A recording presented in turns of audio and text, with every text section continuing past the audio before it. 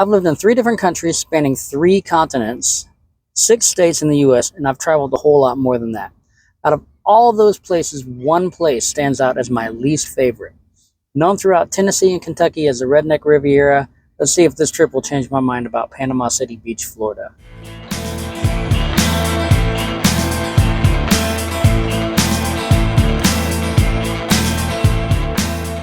Hey everybody, welcome to the Down the Road Travel Channel. My name is Will Van Winkle.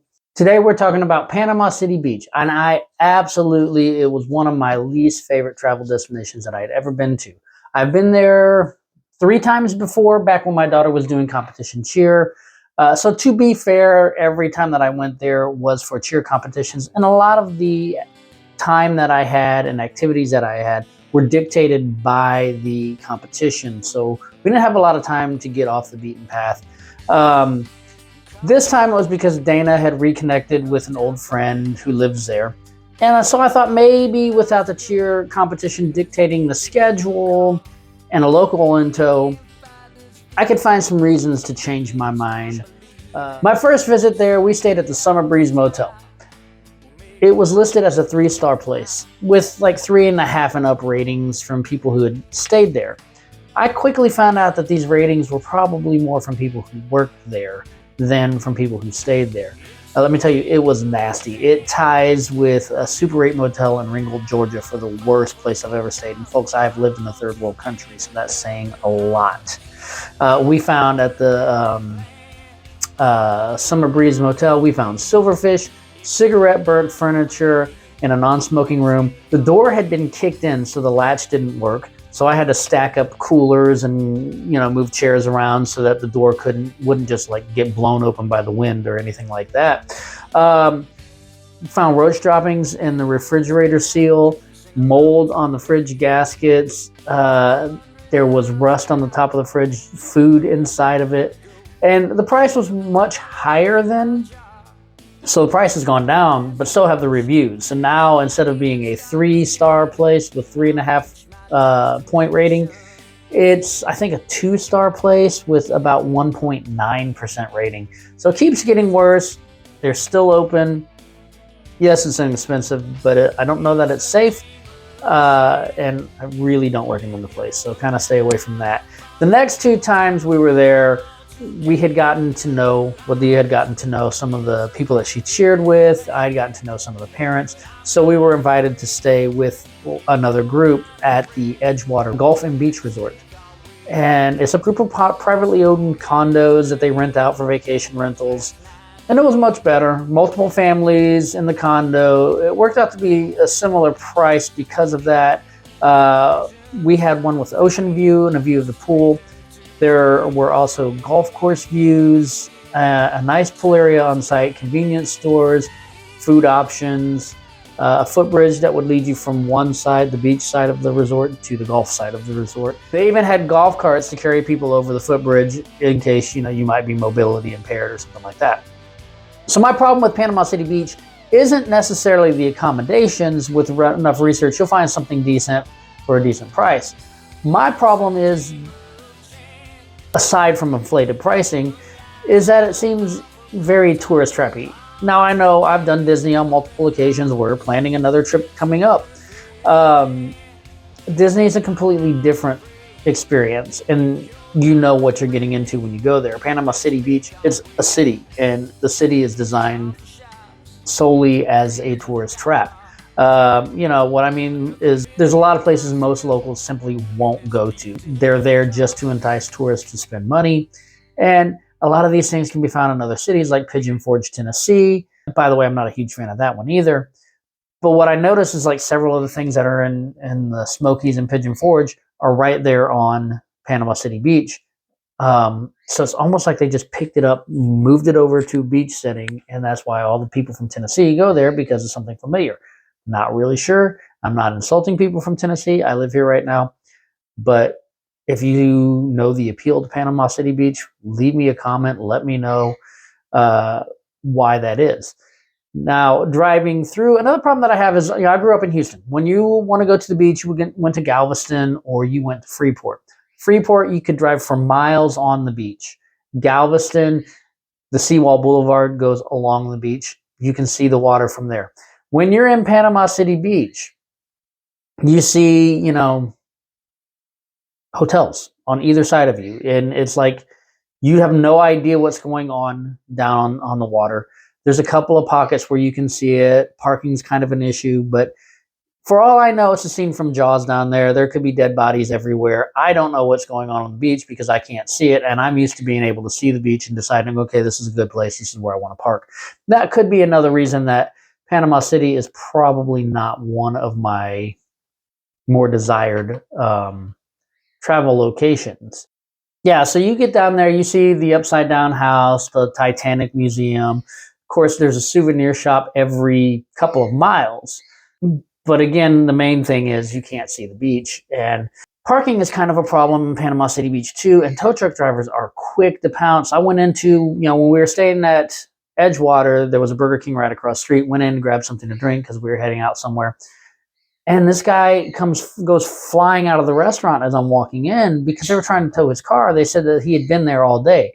Turns out it was another car, same make and model, but the tow truck driver was really adamant that car had been there all day and he needed to get towed, even though the guy had the receipt from Burger King. Now, I got out of there because I had someplace that I had to be because of the cheer competition, and I have no idea what happened. Hopefully the guy got off, but like I said, the tow trucks are very quick, quicker than any other place that I've ever been to tow. So in the past, there were some excursions. We went on some dolphin tours. We went out to Shell Island. But again, the bulk of the time that was spent there was for the cheer competitions. So that was past trips. I wanted to look at this with fresh eyes and go and with an open mind. So let's talk about the current trip. This time we were staying at Pine Glen RV Resort. Being in our own RV, we knew what to expect from the interior. Even if the outside wasn't the most exciting or the nicest, we knew we'd still have a clean place to sleep, relatively safe. With my psycho dog, Chewy, he tends to keep any unsavory, less than reputable folk away from the RV. But we were pleasantly surprised with Pine Glen. It was super clean, well maintained, fairly decent location. There was a little bit of traffic, but they can hardly be blamed for the traffic. And we had to wait a couple of times to cross over, but it wasn't like we couldn't get out on the road at all. So driveways and sites are all gravel. 5-mile-an-hour speed limit to reduce dust. All sites are full hookup with cable. There's a few pull-through sites, not many, and an area specifically for vehicles under 30 feet. So if you have that pop-up or that teardrop, they've got a place just for you so that you're not, dwarfed by other RVs. The bathhouse is small but clean, well maintained, as are the showers, and the campground owners seem to have a sense of humor. They're very nice, very helpful. There's a screened-in pool and a dock with a covered picnic area / gazebo. All sites had tables. Some were covered, some were screened. They even provide a dog wash area with Wi-Fi repeaters throughout the park and an area to store tow dollies, car trailers, things like that. The campground alone made this trip so much better than the others I've experienced. It was quiet, relaxing, well-maintained with a tropical feel. And if we ever return to Panama City Beach, this will be the place to measure any future accommodations against. The first night we were there, we hit up Schooners for dinner. Now, this is right on the beach. It is tourist friendly, but it seems as if more locals go there than tourists. There are tables on the sand inside and on a patio which overlook the beach and a beach volleyball court. The ocean is in plain sight right there. And apparently this is a tract of beach that sea turtles come back to lay their eggs. And sea turtle season is apparently May 1st through October 31st. Obviously, we missed this because we went in April. We started out with some fried cheese curds. It's not my favorite appetizer, but it came with a spicy ranch dip, which was great. So I ate more of the cheese curds just because I had to get more of the ranch dip several times. I ordered blackened mahi. It came with some sauce. I believe it might have been tartar sauce. I'm not really sure because it needed nothing. It was great. Dana ordered popcorn shrimp, and even that was good. Of course, living in Tennessee, it's very hard to find good seafood. And so even if this was just like mediocre, we probably would have thought it was great because it's been so long since we had something that had not been frozen before it was cooked. After dinner, we headed down the road to Mrs. Newby's for some drinks and for some live music. I opted for a Coke because I was fading fast from the drive over. Dana had the Hunch Punch, and the music was hours from starting. So after about an hour or so, I decided it was time for me to head back to the RV, get a little bit of rest, and let Dana and her friend catch up. From a musician's perspective, the stage setup looked very good. The entertainment lineup on the webpage looked very promising. Half the bar is also a liquor store complete with a drive-through, and the Hunch Punch has Everclear and vodka in it. They don't tell you that, probably because nobody asked, and poor Dana had a minor hangover the next day. Knowing where a few things were from previous visits, I was able to get her some Tylenol before we headed out to rent a boat Saturday.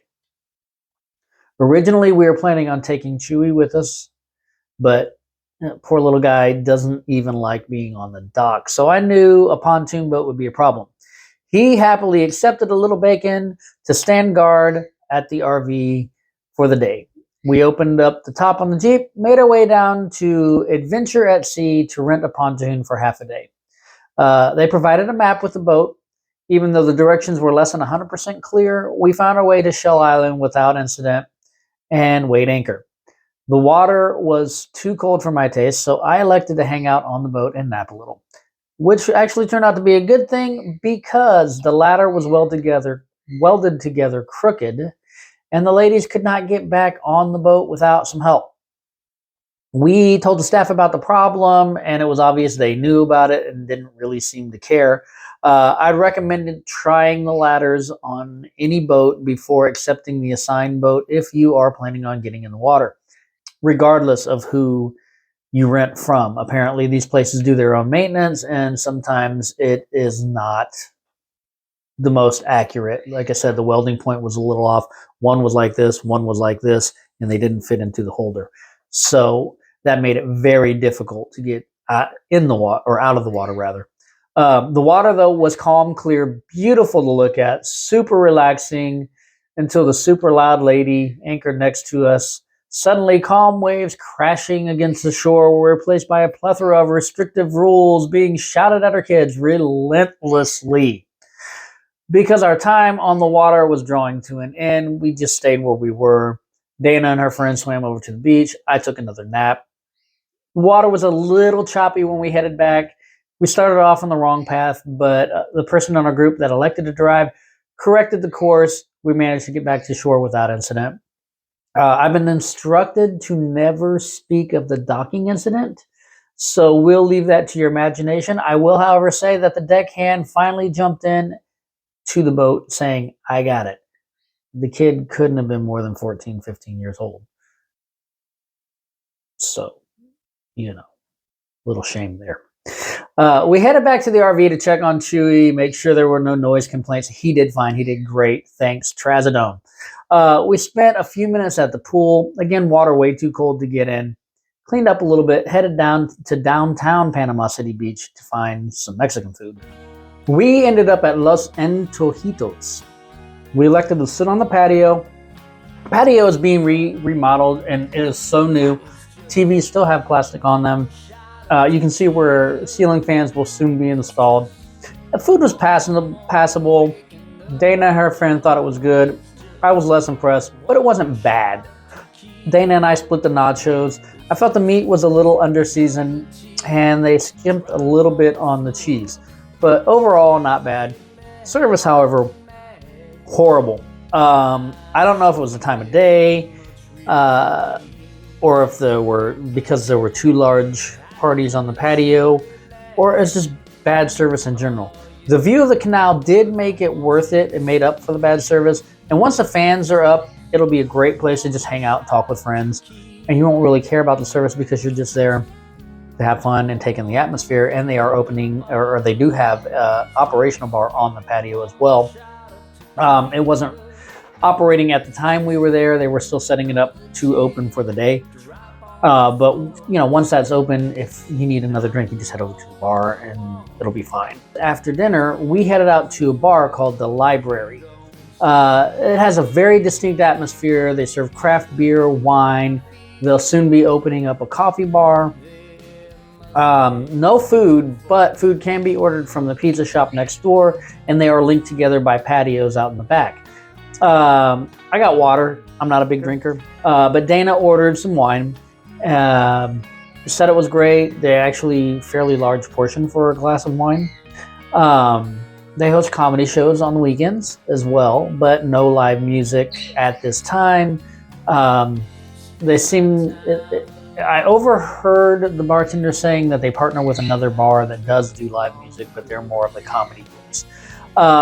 It's a very quirky joint, perfect for hanging out with friends, just hanging around to see if you can get to know and chat with some locals. With all that we did, has my mind changed about Panama City Beach? Kind of. While discovering a side of the area off the tourist beaten path, I did discover there is, in fact, some charm to Panama City Beach. It's not just all overpriced t-shirts and a tourist trap attraction. So I'm less likely to say I hate it. In fact, I can now say it isn't my least favorite place. Would I go back? If I had a reason to travel to Panama City Beach, I would not have to be drugged, kicking and screaming. I know I have at least one option for affordable, clean lodging. I'd also be interested in checking out some of the other campgrounds to compare. However, I still don't believe I would ever just jump up and scream, "Let's go to Panama City Beach." Unless maybe it was for the turtle hatching season and you can check them out going back to the ocean, but you can get that over at Virginia Beach as well. So it's a maybe for me. Now, of course, you may disagree with me and have other places in mind that I would need to check out to further change my mind. For all I know, Panama City Beach is probably the best location in the United States, but I only have limited knowledge of it. So we had limited time, and we're only introduced to a small portion of the locals' Panama City Beach, which is much better than the tourist Panama City Beach. So please let me know what you think in the comments. Mention places I need to look into next time we're there. Tell me what I've missed. I'd love to hear more and learn more about this area, which is why I do these videos, so that I can learn about the places that I'm going rather than just going and like looking around going, oh, wow, I'm here. I learn a little bit about the history. I learn a little bit about the culture and the people by doing these videos. And so your comments help me in the future realize what I've missed. Remember to like this video, subscribe to the Down the Road Travel channel. If you like the original music used in the background, be sure to check it out right here on YouTube or wherever you stream music. Thanks for watching, and I'll see you down the road. I won't be coming home. Let's hit the road.